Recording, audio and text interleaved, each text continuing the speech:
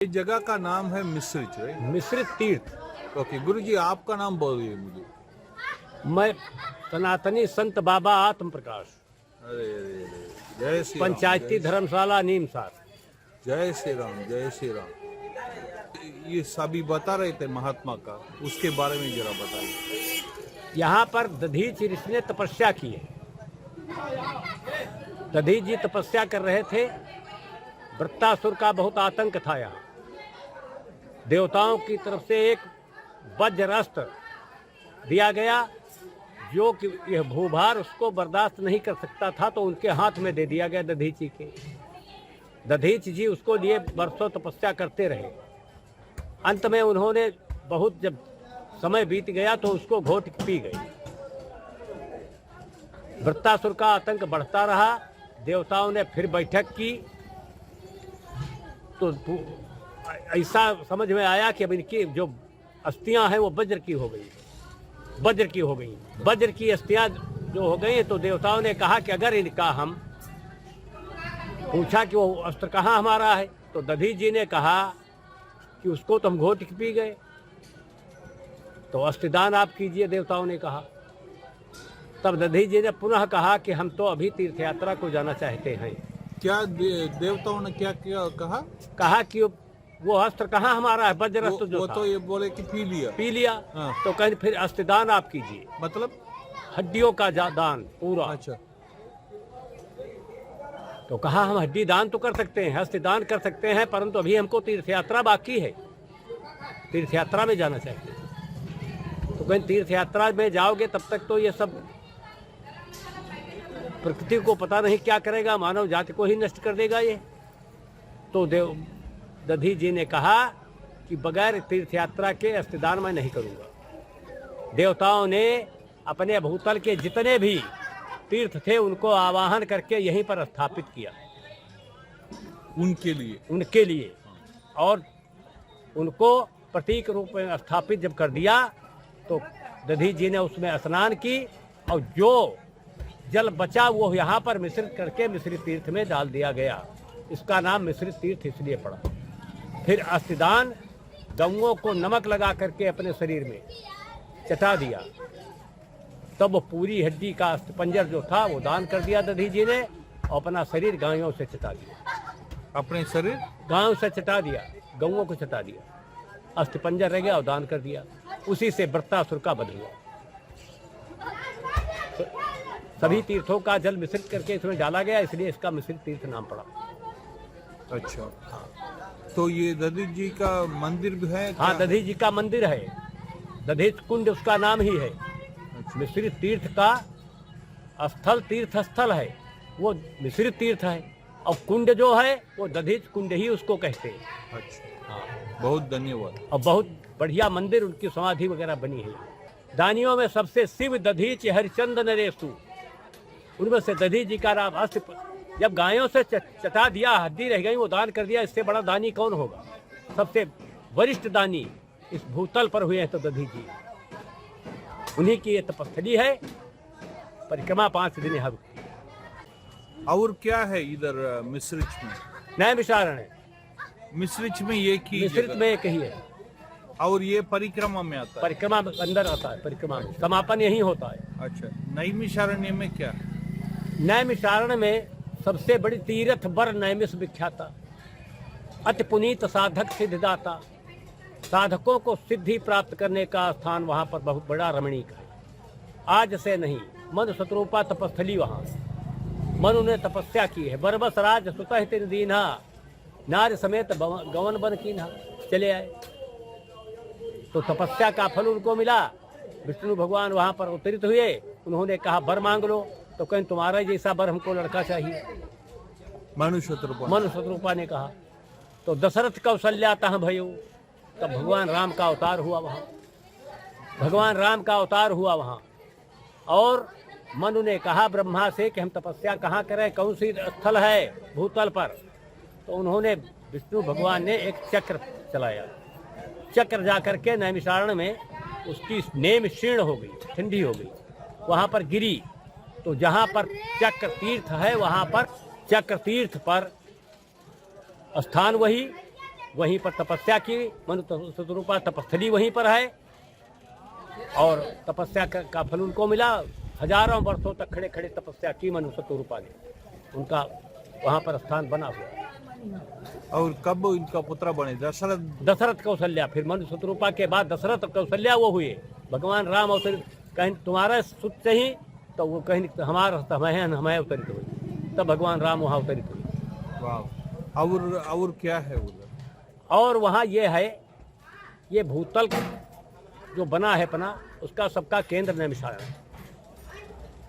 ये इतने उल्कापात और भूकंप आते हैं, वो नैमिष में बहुत नाम मात्र के आते नहीं आते। चारों तरफ से भूकंप आते हैं, परंतु भूतल पर नैमिषारण्य में उल्कापात भूकंप बहुत कम आते हैं। ये स्थल बहुत सुरक्षित स्थल है। नैमिष आरण्य, नैम जहाँ शीर्ण हुई वो आरण्य, उसका नाम पड़ा नैमिष आरण्य। व्यास जी ने वहाँ पर पहले वेद वांगमय थे, वेदों की रचना की गई थी, परंतु वांगमय थे। एक गुरु ने अपने चेला को बताया, अपने चेला ने आगे बढ़ाया, शिष्यों के शिष्य परंपरा में था। व्यास जी ने उसको लिपिबद्ध किया और 4 भागों में बांट दिया। वो 4 भागों में बांटा है, वो व्यास की तपस्थली भी यही, व्यास गद्दी उसको कहते हैं, जिसके नाम से उनको वेदव्यास जो हुए। और ललिता माँ का मंदिर वहाँ है, वो अपने शक्तिपीठियों में से। लिंगधारिणी, वो शक्तिपीठ है। शक्तिपीठ, वो 63। हाँ, लिंगधारिणी, लिंग की स्थापना भी वहाँ है। ये दोनों पौराणिक हैं स्थल, चक्रतीर्थ, ललिता माँ मंदिर, व्यास गद्दी और मनु शतरूपा तपस्थली। और जो हनुमान गढ़ी कही जाती है वो पांडव किला है। पांडव अज्ञातवास में पांडव यहाँ पर रहे थे आकर के।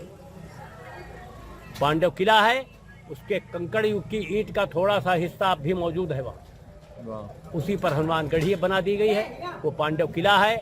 उनका जो संकेतक रहता था पहले, उसको पहले कहते थे, जो अब टावर बनते हैं ऐसे वो बनते थे पहले बुर्ज। उस पर उनके सिपाही रहकर देखते थे कि कहीं पर कोई अटैक तो नहीं हो रहा है, कोई आक्रमणकारी तो नहीं आ रहा है। वो भी बना, शाही बुर्ज भी बना यही नीमसार में। ये ऐतिहासिक है, वो पौराणिक है। आधुनिक में नारदानंद आश्रम और दक्षिण भारत का आंध्रा का मंदिर, ये सब आधुनिक। पौराणिकता में व्यास गद्दी, माँ ललिता देवी मंदिर और चक्रतीर्थ ये पौराणिक है। और क्या है और वहाँ पर 88,000 ऋषियों ने तपस्या की है, सत्र लगाए। सौनक आदि ऋषियों ने वहाँ पर बैठ करके सत्र चलाया। 88,000 ऋषियों ने बैठ करके उस पर विचार किया है कैसे क्या करना है। वो भी स्थल यहीं पर है। सो ये सब पास में है? सब पास में है, नैमिषारण्य के भी अंदर ही सब है। परंतु 84 कोसी परिक्रमा जो है अब इस समय 250 किलोमीटर, वो बाहर इस क्षेत्र में है, पूरा क्षेत्र में है। उधर क्या क्या स्थल है? वहाँ 10 पड़ाव पड़ते हैं। इस परिक्रमा में 10 पड़ाव पड़ते हैं। 10 पड़ावों पर देवताओं के मंदिर, हमारे तीर्थस्थल सब हैं। तीर्थस्थल सब हैं, भूतल के तीर्थस्थल सब वहीं पर है। उसी 84 कोसी, वो 84 कोसी परिक्रमा। उसको करने के लिए कितना देर लगता है? 10 दिन में वो बाहर होता है, 5 दिन यहाँ रुकती है। 10 पड़ाव है। पड़ाव का मतलब रात्रि निवास। 10 दिन में है तो 1 दिन में हो जाएगा, परंतु विधान है कि रात्रि को निवास, जहाँ पड़ाव है, जहाँ रात्रि निवास है, वहाँ पर रुका जाए रात को। अच्छा, हाँ, 10 दिन में बाहर। ये बोल रहे थे कि ये अपना मिश्रा जी बोल रहे थे कि ये 2.5 घंटे में हो जाती है बोल के, वो क्या है? 2.5 से 3 घंटे में हो जाती है। हाँ, वो होती है ये पंचकोसी परिक्रमा। वो 84 कोसी परिक्रमा है, ये 84 कोसी परिक्रमा है। और इसके अंदर ये जो होती 2.5-3 घंटे में पंचकोसी परिक्रमा यहाँ की है। जो असमर्थ हैं वो इसी मिश्रित की परिक्रमा कर लेते हैं, और जो उससे भी असमर्थ हैं, स्वास्थ्य ठीक नहीं, बहुत वृद्धावस्था है, वो इसी दधीच कुंड की परिक्रमा कर लेते हैं। दधीच कुंड वास्तुशास्त्र से बना है, हर तीर्थ को वहाँ पर स्थापित किया गया है। उसके हर कोना दिखाई नहीं पड़ता है, एक कोना छिपा रहता है, 1, 2, 3, 4 कोने छिपे रहते हैं। क्योंकि वो वास्तु शास्त्र से बना है तीर्थ। जब आप परिक्रमा इसकी करेंगे, चारों तरफ से देखोगे तो एक दो कोने छिपे रहते हैं। हर तीर्थ, पूरे तीर्थ एक साथ दिखाई नहीं पड़ते। और क्या है देखने का? बस चक्र तीर्थ वहाँ है, ललिता माँ मंदिर ऐतिहासिक बताया, ये पौराणिक है। व्यास गद्दी, मनसूपा तपस्थली, ये सब पौराणिक है। राम जी इधर आए क्या? हाँ, राम जी आए। उनके इधर कोई स्थल है क्या? सीतापुर जो पड़ा है, हाँ जी, राम जी का यहाँ आगमन हुआ है। सीता कुंड भी यहाँ पर है, मिश्रित में ही है, उन्हीं के नाम पर पड़ा है। और इधर से जा करके हत्याहरण तीर्थ एक पड़ता है। आकस्मिक धोखे से जानबूझ के हत्या हो गई है, उसका निराकरण वहाँ कर देते हैं तीर्थ में जाकर के। हत्या हो गई है, जैसे किसी से धोखे से हो गई है, जानबूझ कहीं किसी जीव को मार दिया, हत्या कर दी, तो हत्याहरण तीर्थ में करने से उससे मुक्ति मिल जाती है। और ये जो 84 कोस है जी, उसमें कुछ देखने का भी कुछ है हाँ, क्या? हर पड़ाव पर वहाँ पर किसी न किसी तीर्थ का स्थान है, वो स्थापित किया गया है तीर्थ ये पुराणों के हिसाब से। ये जो बहुत बड़ा है 250 किलोमीटर का, हाँ, बहुत बड़ा ये हाँ, परिक्रमा, हाँ। उधर क्या क्या है? पहले तो पहला पड़ाव कोरोना पड़ता है। कोरोना में द्वारिकाधीश मंदिर है, द्वारिकापुरी जो कही जाती है। ऐसे हरैया दूसरा पड़ाव, वहाँ भी तीर्थ स्थल नदी के किनारे। उसके बाद पड़ता है गिरधरपुर, वो नगवा कोथावा के बाद है गिरधरपुर उमरारी, फिर साक्षी गोपालपुर उसको कहते हैं, परिक्रमा की गवाही देते हैं, साक्षी गोपालपुर। उसके बाद फिर इस जनपद में आ जाते हैं देवगंवा, कई देवताओं का स्थान है। ये सब तीर्थ स्थल हैं, तीर्थ बने हैं वहाँ। ऐसे 10 पड़ाव बाहर है। बहुत बढ़िया, बहुत बढ़िया। चित्रकूट आश्रम भी यहाँ पर है। चित्रकूट प्रतीक रूप में प्रतीक है ये। अच्छा, इधर है। रामेश्वरम का मंदिर है, काशी विश्वनाथ का मंदिर है। 250 किलोमीटर बस उसके अंदर है सब। गाड़ी लेके जाने में हाँ, कोई दिक्कत नहीं है, एक दिन में कर सकते? बिल्कुल एक दिन में हो सकता है। इधर का परशुराम जी से क्या रिश्ता है? योगी जी इधर से कर रहे हैं इसका परशुराम कॉरिडोर का निर्माण, इसका और परशुराम जी का क्या संबंध है नैमिषारण्यम का? परशुराम कुंड है यहाँ पर एक, उसी 84 कोसी परिक्रमा में पड़ता है। अच्छा, परशुराम जी की भी महिमा यहाँ रही है, क्योंकि 84 कोसी परिक्रमा में परशुराम कुंड पड़ता है। तो जब आप अगर चलेंगे, मैं साथ में रहूंगा तो आपको बताऊंगा। अच्छा, उधर क्या हुआ परशुराम जी को? परशुराम जी ने भ्रमण किया, पूरे देश का किया उन्होंने।